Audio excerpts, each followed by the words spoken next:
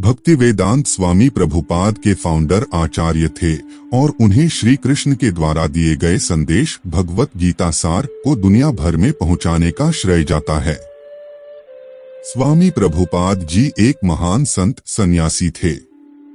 आइए जानते हैं उनके द्वारा दिए गए अनमोल वचन। धर्म का अर्थ है ईश्वर को जानना और उससे प्रेम करना। फलों से लदे हुए फल और इसके दूसरों के लिए सुलभ होने की इच्छा के कारण फल से भरा पेड़ प्राकृतिक रूप से नीचे झुक जाता है।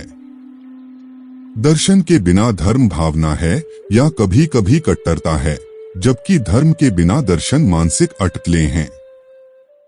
अपना ध्यान पूर्ण रूप से परमेश्वर पर रखने और उससे प्रेम करने की कला को ही चेतना कहते हैं। अपने आप को कभी भी अकेला मत समझो, भगवान हमेशा तुम्हारे साथ है।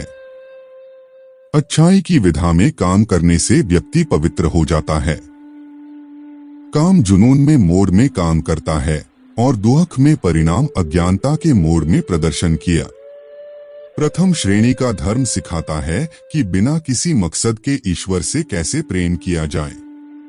यदि मैं कुछ लाभ के लिए भगवान की सेवा करता हूँ तो वह व्यवसाय है, प्रेम नहीं।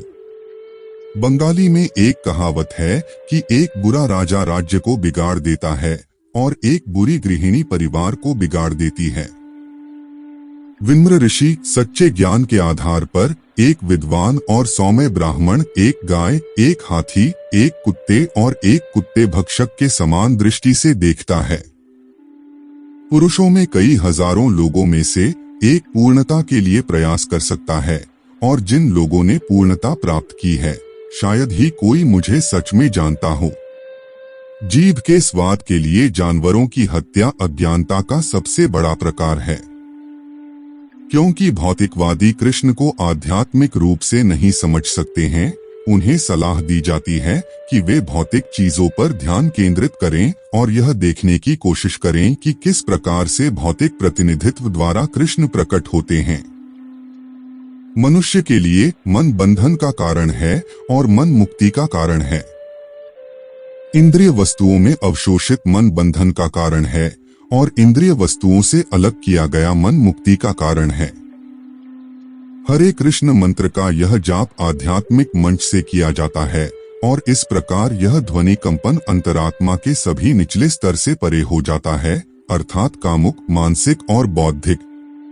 एक योगी तपस्वी से बड़ा है, साम्राज्यवादी से बड़ा है और कर्मठ कार्यकर्ता से बड़ा है।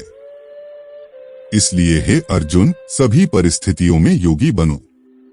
खुद को अकेला महसूस न करें क्योंकि गॉड हमेशा आपके साथ है। पापी जीवन से मुक्त होने के लिए केवल सरल विधि है यदि आप कृष्ण को समर्पण करते हैं। यही भक्ति की शुरुआत है। कलयुग के 4 प्रमुख लक्षण हैं। 1. महिलाओं के साथ अवैध संबंध। 2. पशु वध। 3. नशा। 4. सभी प्रकार के सट्टा जुआ। मानसिक संतुलन का नुकसान उन व्यक्तियों में होता है जो भौतिक परिस्थितियों से बहुत अधिक प्रभावित होते हैं। तो दोस्तों, आपको कैसी लगी वीडियो कमेंट में जरूर बताना।